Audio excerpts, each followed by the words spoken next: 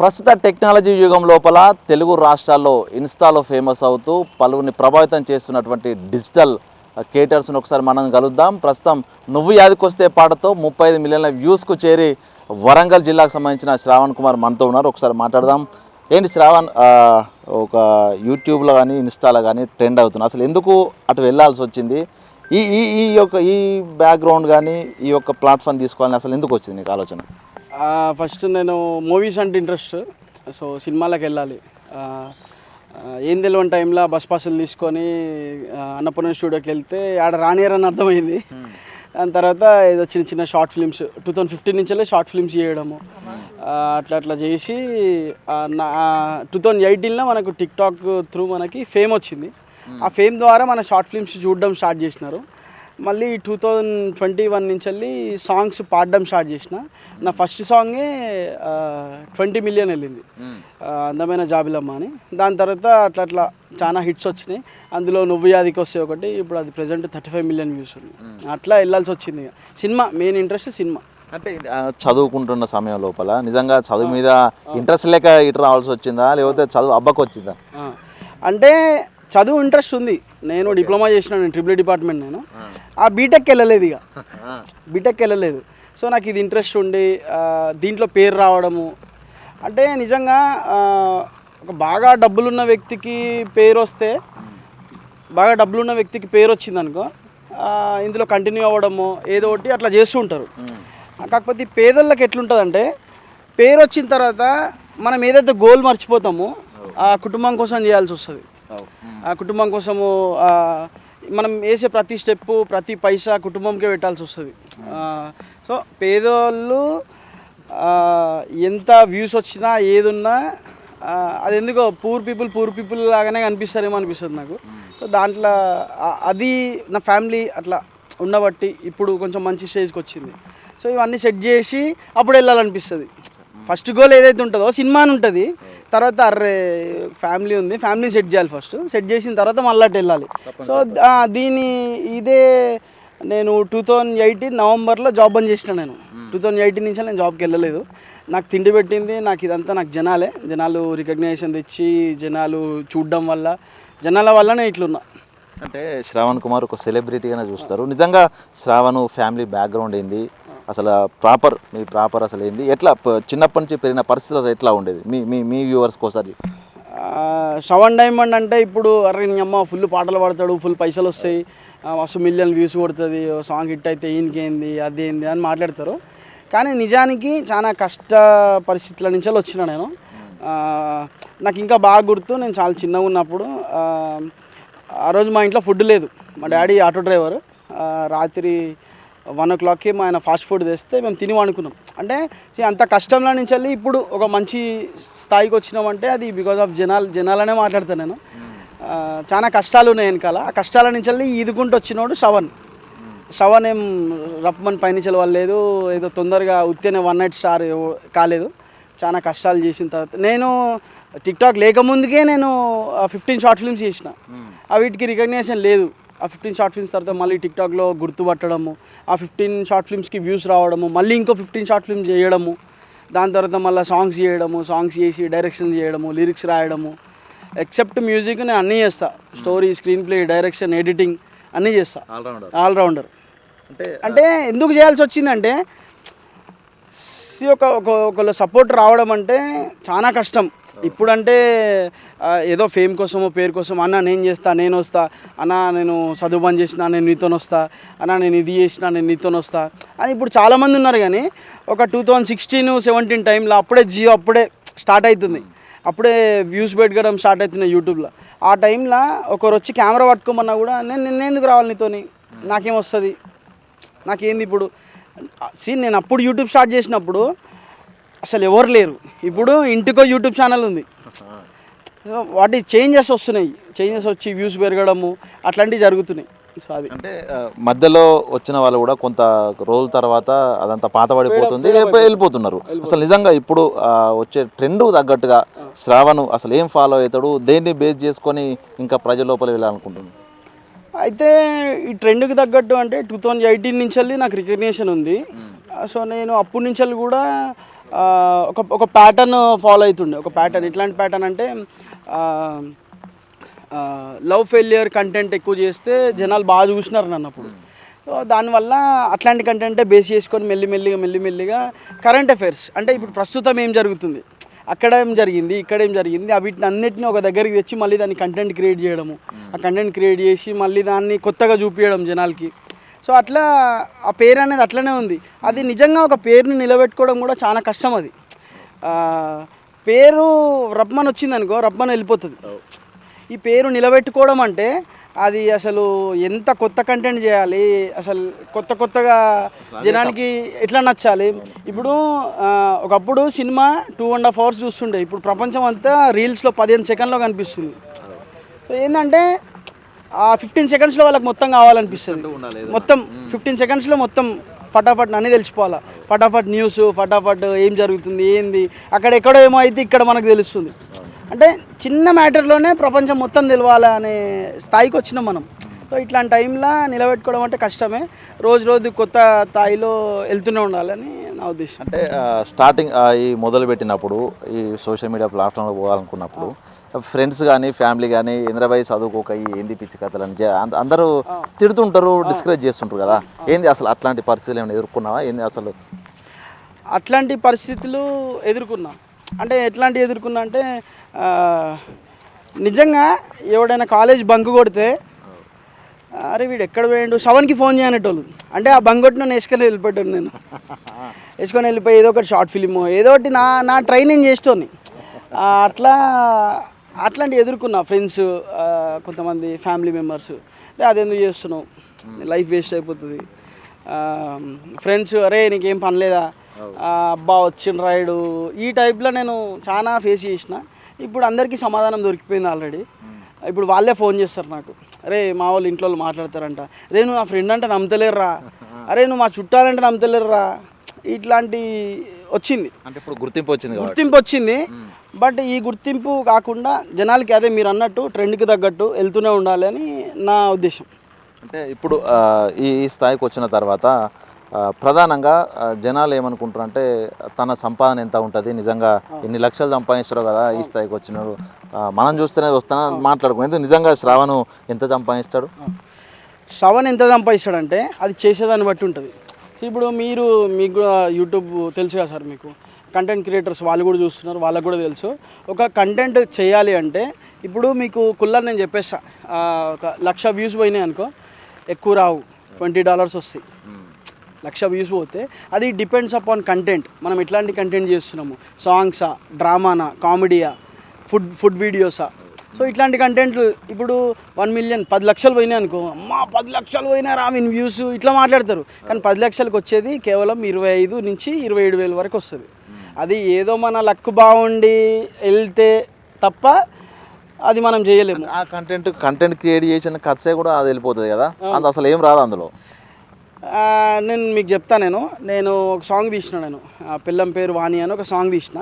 ఆ సాంగ్కి నాకైన ఖర్చు 40,000 అయింది. 40,000 అయింది మ్యూజిక్కి అండ్ ఖర్చుకి, ఫుడ్కి, ట్రావెల్కి, కెమెరాకి, ఇవన్నిటికీ నాకు 35 to 40 అప్రోక్స్ అయింది. ఇప్పుడు అది వ్యూస్ ఎంత పోయింది, 1 lakhకి దగ్గరగా ఉంది. 1 lakh 1,00,000 వ్యూస్కి దగ్గరగా ఉంది. నాకు ఎంత వచ్చిందని మీరు అనుకుంటున్నారు?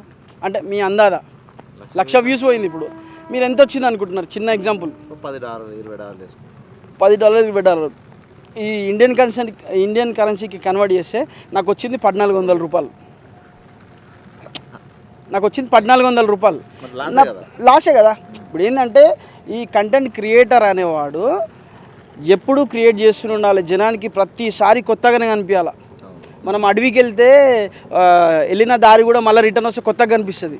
అంతే కంటెంట్ క్రియేటర్ అంటే ఒక అడవిలాగా ఉండాలి. అంతే ప్రతిదీ కొత్తగా కనిపించాలి. అట్లయితేనే నువ్వు గుర్తుంటావు, లేకపోతే నువ్వు గుర్తుండవు, ఫేడ్ అవుట్, అంతే అయిపోయింది సంగతి. ట్రైన్లకి వెళ్ళిపోతారు, మన లైఫ్ కూడా క్లోజ్ అంతే. అయితే శ్రావణ్ ఇప్పుడు ప్రధానంగా వరంగల్ జిల్లాకు ముద్దుబిడ్డవు. వరంగల్ జిల్లాకు సంబంధించి సమస్యల మీద కానీ ప్రజలకు ఏమైనా అవేర్నెస్ క్రియేట్ చేసే విషయాల్లో కానీ అట్లాంటి వీడియోలు చేయడానికి ఏమైనా ఆలోచన ఉందా నీకు ఈ ఫ్యూచర్లో? అయితే ఒక విషయం ఏంటంటే ఫ్యూచర్లో కాదు, నేను చాలా మందికి నేను హెల్ప్ చేస్తుంటా. మనకు వచ్చిన దాంట్లో ఎంతో కొంత నేను పేదవాళ్ళకి ఇవ్వడం కానీ, ఆ ఫుడ్ డొనేషన్స్ ఇవ్వడం కానీ, ఒక పర్టికులర్ పర్సన్ ఒక ముసలోళ్ళకి కానీ డైరెక్ట్ ఒక అమౌంట్ ఒక 10,000 15,000 5,000 అట్లా ఇవ్వడం కానీ జరుగుతుంటుంది. అండ్ ఇప్పుడు కొత్త తరగా చేయాలి, మనం ఏమైనా అవేర్నెస్ క్రియేట్ చేయాలంటే మనం చేయాల్సిన అవసరం లేదు, జనానికి అనిపిస్తే అయిపోతుంది అంతే. ఫస్ట్ మనకు అనిపించాలి. ఇప్పుడు మన ఇల్లు మన ఇంటి ముంగట మనం చెత్త క్లీన్ చేయాలంటే మనమే చేయాలి, వేరే వాళ్ళు వచ్చి చేయరు. సో ఏంటంటే ఈ జనరేషన్లో ఒకరికి చెప్పాల్సిన అవసరం లేదు, వాళ్ళకి అనిపిస్తుంది చేస్తారు అంతే, వాళ్ళకి అనిపించినప్పుడే చేస్తారు అంతే. అవేర్నెస్ అనేది ఎవరో క్రియేట్ చేసి వచ్చేది కాదు, మనకై వచ్చేది, నేను నమ్ముతుంది. శ్రవణ్, మొత్తంగా వ్యూవర్స్ కోసం ఓకే, ఒక నీకు నచ్చిన పాట, ఒక ఫేమ్ అయినటువంటి ఒక పాట. ఓకే.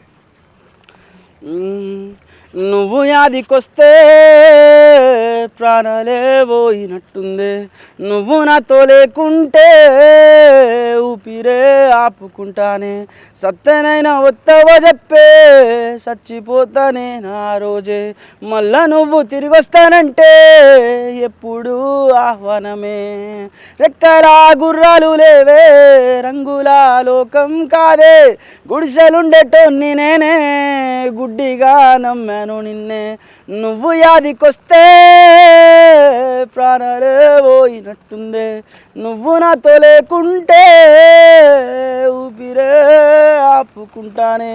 ప్రధానంగా ఇది అంతా లైఫ్ ఫెయిల్యూర్ పాట కదా, అవును. అందుకే అంటే నిజంగా శ్రావణ్కు లైఫ్ ఫెయిల్యూర్ ఎక్స్పీరియన్స్ ఉన్నదా?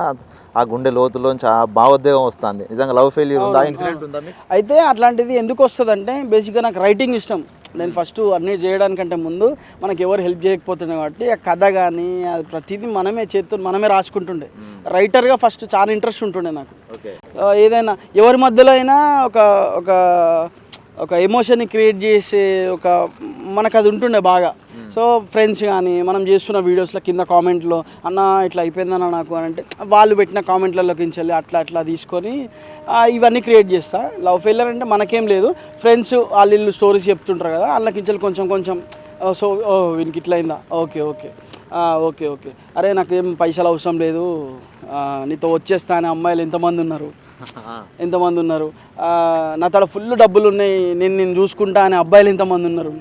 సో వాళ్ళని క్యాలిక్యులేట్ చేసుకొని బేస్ చేసుకొని అట్లా సాంగ్స్ రాసేటోని. అట్లా అంటే అమ్మ నాన్న నువ్వు ఈ స్థాయికి వచ్చిన తర్వాత అసలు ఏమంటారు, చిన్నప్పుడు చదువుకో అని చెప్పి అల్లరి చేసి కొట్టిన పరిస్థితులు ఉంటాయి కదా, ఇప్పుడు ఈ స్థాయికి వచ్చిన తర్వాత సంతోషపడుతున్నారు, అమ్మ నాన్న ఫీలింగ్ ఎట్లా ఉంటుంది? యాక్చువల్గా వాళ్ళకు పెద్దగా ఇది అంత ఇష్టం ఉండదు.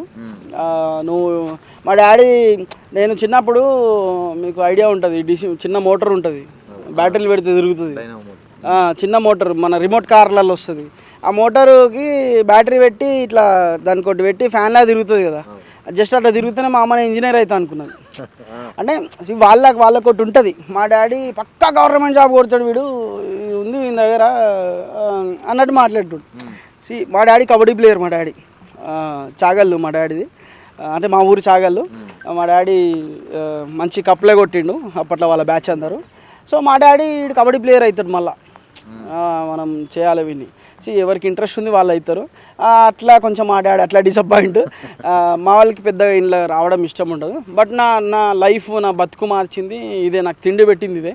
సో నేను ఈ సినిమా ఫైనల్గా అజెండా మనకు సినిమా. నేను రీసెంట్గా జితేందర్ రెడ్డి అని ఒక సినిమా చేసిన, అలా ఫ్రెండ్ క్యారెక్టర్గా. అంటే 8 years కష్టం తర్వాత స్క్రీన్ మీద కనిపిస్తున్నా, కమింగ్ సూన్ అది వస్తుంది. సో అట్లా ఫైనల్గా నాకు సినిమా తిండి పెడితే నన్ను బతికిస్తాను నేను నమ్ముతా. అంటే నీకు చాలామంది ఈ లైఫ్ ఫెయిల్యూర్, ఈ ప్రేమకు సంబంధించిన పాటలు చేస్తుంటే చాలామంది వచ్చి తమ బాధ చెప్పుకుంటారు కదా, ఇవన్నీ చూసిన తర్వాత నిజంగా పెళ్లి చేసుకోవాలి ఇవన్నీ ఆలోచన వస్తుందా? అసలు ఏంటి నీ అభిప్రాయం ఏంటి దాని మీద? నేను 4 years లవ్ చేసి పెళ్లి చేసుకున్నాను. ఇప్పుడు నాది రీసెంట్గా May 17th నా పెళ్ళి అయింది, ఆల్మోస్ట్ 2 months అయిపోయింది. మా వైఫ్ పేరు హాసిని. నేను లవ్ చేసి మ్యారేజ్ చేసుకున్నాను. నేను నాకు పెద్దగా బాధలు తెలియదు, నాకు ఇట్లా వదిలిపోతే ఏడవడం ఇట్లాంటివి నాకు పెద్దగా తెలియదు నాకు. బట్ ఏదో ఫ్రెండ్స్ చెప్తుంటే అందులో విని మనకు రైటింగ్ ఇష్టం కాబట్టి దాని నుంచి మనం కంటెంట్ తీసుకొని దాన్ని మనం క్రియేట్ చేస్తాము. బట్ బాధలు ఇట్లాంటివి తెలియదు నాకు. ఇప్పుడు మా వైఫ్ 2 months అవుతుంది మ్యారేజ్ అయ్యి, అంతే. అంటే ఎట్లా ఆమె సపోర్ట్ ఎట్లా ఉంటుంది? ఇది మానేద్దామని ఏమన్నా ఎప్పుడన్నా ప్రెజర్ చేస్తారా, సపోర్ట్ చేసే? లేదు, నేను ఏదంటే అది మంచి అయితే మంచి చెప్తుంది, చెడు అంటే చెడు అని చెప్తుంది. ఎప్పుడు బ్యాక్ సపోర్ట్ లెక్క ఉంటుంది ఆమె. దేంట్లో కూడా నువ్వు ఇది చెయ్యొద్దు అట్లనే ఏమన్నదు. చెయ్యొద్దు అనేదానికి ఏం కారణాలు ఉంటాయి, ఆ కారణాలు అని చెప్తుంది. సో ఇది చేయొద్దు, ఇది చెయ్యి, ఇది చేస్తే బాగుంటుంది, ఇట్లాంటివి చెప్తుంది. కన్విన్స్ కాదు అంటే అది కరెక్టే కదా అనిపిస్తుంది మనం ఒప్పుకోబుద్ధి అవుతుంది, అప్పుడు సపోర్ట్ చేస్తుంది మంచిగా. ప్రస్తుతము ఈ సోషల్ మీడియా ట్రెండ్ అయ్యే వ్యక్తులకు ఈ సినిమాలలో అవకాశాలు వస్తుంటాయి కదా. ఇప్పుడు శ్రావణ్కు నిజంగా అట్లా సినిమా ఇండస్ట్రీ నుంచి పెద్ద వ్యక్తుల నుంచి ఏదన్నా కాల్స్ రావడం కానీ ఏమన్నా అప్రోచ్ కావడం కానీ ఏమైనా జరిగిందా? నిజంగా ఫైనల్గా ఏం చేయాలనుకుంటున్నాను? అయితే కాల్స్ అట్లాంటివి ఏం రాలే, కానీ పరిచయాలు పెరిగినాయి సార్ నాకు, కాంటాక్ట్స్ పెరిగినాయి. అంటే మనం content when we are creating content, మనం కొత్త కంటెంట్ ఎప్పుడైతే చేస్తామో కొంచెం మనది యూట్యూబ్, టీవీలో వచ్చే వాళ్ళు మనకి మెసేజ్ చేయడం కానీ ఫోన్ చేయడం కానీ బాగా చేస్తున్నావు తమ్ముడు, మంచిగా చేస్తున్నావు అనేవాళ్ళు కొంతమంది ఇప్పుడు ఇండస్ట్రీలో చాలామంది మనకు తెలుసు, పరిచయాలు ఉన్నాయి. కానీ ఆ పరిచయాలు వాడుకొని వెళ్ళాలని ఏం లేదు మనకి. బట్ ఏంటంటే మన సొంతంగా నాకు డైరెక్షన్ ఇంట్రెస్ట్, మనం సినిమా తీయాలా. ఇప్పుడు నేను ఎవరిని కాల్లో ఏదో పట్టుకుంటే నాకు ఏదో ఒక కామెడీ షోలో దొరికేస్తుంది, ఏదో ఒకటి దొరికేస్తుంది, నాకు సీరియల్లో కానీ ఏదో ఒకటి దొరికేస్తుంది. కాకపోతే ఏంటంటే మన అజెండా సినిమాలో చేయాలి. సో అది అందుకని చెప్పేసి నేను ఎవరిని ఏం అడిగాను. బట్ నిజంగా నువ్వు కంటెంట్ క్రియేటర్ అయితే ఖచ్చితంగా అప్రోచ్ అవుతారు. సింగిల్ నైట్లో ఫేమస్ అయిపోయి ఒక 3 డేస్లో సినిమా చేసిన వాళ్ళు కూడా ఉన్నారు. సో ఇప్పుడు ఏంటంటే ట్రెండ్ ఏం నడుస్తుంది అదే, సినిమాలు కూడా అట్నే అవుతున్నాయి. సో కంటెంట్ క్రియేటర్స్కి మంచి అవకాశాలు కూడా ఉన్నాయి. మీరు కొత్త తరంగా ఏదో ఒకటి చేస్తుంటే ఖచ్చితంగా మిమ్మల్ని రికగ్నైజ్ ఖచ్చితంగా చేస్తారు, ఖచ్చితంగా పిలుస్తారు. అప్పట్లాగా లేదు, ఇప్పుడు ఇండస్ట్రీ కొంచెం చేంజ్ అయింది. ఎవరినైనా తీసుకుంటున్నారు, నీ తాడ టాలెంట్ ఉంది అనుకుంటే తీసుకుంటున్నారు. అప్పట్లో ఈడు మనోడు ఆడు మనోడు రికమెండేషన్స్ అవి నడుస్తుండే. బట్ ఇప్పుడు అట్లా కాదు, కంటెంట్ క్రియేటర్స్ మంచి క్రియేటర్స్ అయితే ఖచ్చితంగా మీకు అవకాశాలు ఉన్నాయని నేను నమ్ముతా. అంటే మీలాంటి వాళ్ళని ఆదర్శంగా తీసుకొని చాలామంది కంటెంట్ క్రియేషన్ కోసం యూట్యూబ్ ఛానల్ కానీ స్టార్ట్ చేస్తారు. వ్యూస్ రాక కొంతమంది సూసైడ్ అటెంప్ట్లు చేసి చనిపోయిన వాళ్ళు ఉన్నారు, వ్యూస్ రావట్లేని ఇట్లాంటి పరిస్థితి ఉన్నాయి కదా. ఇట్లాంటి యూత్ నిజంగా వాళ్ళకి ఏం చెప్పాలనిపిస్తుంది నీకు? నిజంగా వాళ్ళు చనిపోయిన వాళ్ళు ఎవరు తెలుసా సార్? వాళ్ళు ఏం తెలియక ఉత్తిగా డబ్బులు పెట్టి ఆ థర్డ్ పర్సన్తో మాట్లాడి వాని మీద డబ్బులు పెట్టి మునిగి ఇట్లాంటి వాళ్ళు చనిపోతారు అంతే. బట్ నేను కంటెంట్ క్రియేటర్స్ ఒకటే చెప్తున్నా, డబ్బుల మీద ఎప్పుడు పెట్టుకోవద్దు. నా లైఫ్లో జరిగిన ఒక చిన్న ఇన్సిడెంట్ ఏంటంటే, నేను ఒక అన్నకు ఫోన్ చేసిన, ఆల్రెడీ ఆయన యూట్యూబ్లో ఉన్నాడు ఒక అన్నకు నేను ఫోన్ చేసి అన్న యూట్యూబ్లో డబ్బులు ఎట్లా 2015 ఇది నా యూట్యూబ్లో డబ్బులు ఎట్లా వస్తాయి అంటే అన్న నాకు ఒక మాట చెప్పిండు. ఏమనంటే స్టార్టింగ్లో, అరే నీకు డబ్బులు వస్తాయి అనేది అది రాంగ్. నీకు డబ్బులు వస్తాయో రావో అది సెకండరీ. నీ ప్రయత్నం నువ్వు చెయ్యి, తర్వాత డబ్బులు తెచ్చిపెట్టదా, నువ్వు ఇది బంద్ చేసి పని చేసుకోవాలా అనేది నీకు లైఫ్ డిసైడ్ చేస్తుంది. నీ ప్రయత్నం నువ్వు చేయాలి. ఫస్టే డబ్బులు వస్తాయి అని ఇంటెన్షన్తో నువ్వు స్టార్ట్ చేస్తే అసలు నీకు ఇంట్రెస్ట్ లేనట్టు. అసలు అప్పట్లో డబ్బు మీద అంత ఉండకపోతుండే. ఇప్పుడు ఏదో కొన్ని వ్యూస్ వస్తాయి, మనము కొన్ని డబ్బులు వస్తాయరా అనేది యూట్యూబ్లో ఇప్పుడు ఉంది. కానీ ఇప్పుడు డబ్బుల కోసమే యూట్యూబ్ పెడుతున్నారు చాలామంది. ఒకప్పుడు అట్లా లేదు. 2015 చాలా గుడ్ డేస్ అవి నిజంగా. 2015, 16, 17, 18, 19, 20 ఈ ఇయర్స్ అనేవి చాలా మంచి దినాలు ఇవన్నీ.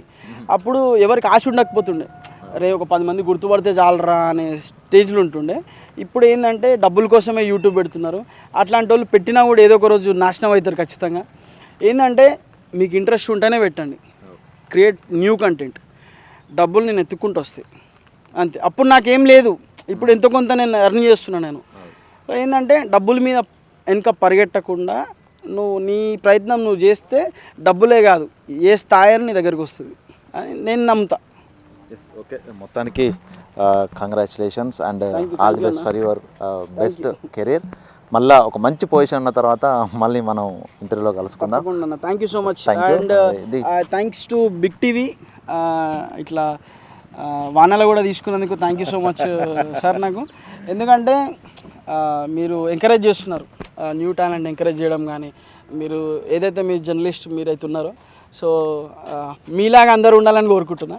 ఎందుకంటే చాలామంది అపోజ్ చేస్తుంటారు, వీళ్ళు ఏం చేస్తున్నారు, అపోజ్ చేస్తున్నారు ఇన్ ద సెన్స్ వాళ్ళు చేసే పనులకే చేస్తున్నారు. బట్ ఏంటంటే ఒకళ్ళని వేరే దారిలో పోకుండా అరే నువ్వు ఇది చెయ్యి అని ఎంకరేజ్ చేసే వాళ్ళు చాలా తక్కువ ఉంటారు. And thanks to Big TV and love you all. And keep supporting. మన ఛానల్ని సబ్స్క్రైబ్ చేసుకోండి, అట్లనే వీళ్ళ ఛానల్ని కూడా చూస్తుండండి. అసలు అన్ఫార్చునేట్గా చేయడం జరిగింది ఇట్లా. నేను బయట ఏదైతే చెప్తున్నానో అసలు నేను ఎప్పుడు ఏది పై స్థాయికి ఏదికి వెళ్ళినా నేను మీ వాడిని, మీ ఇంటి పక్కన ఉండేటోనే. శ్రవణ్ అంటే ఎవరంటే మావాడని చెప్పుకోండి.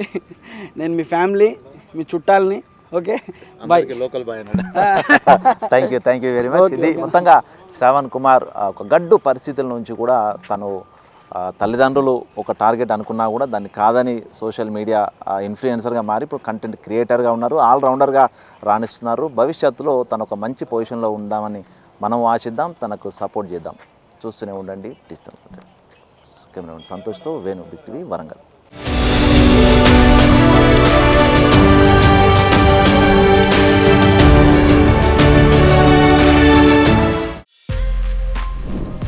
For more videos like this, subscribe Big TV channel.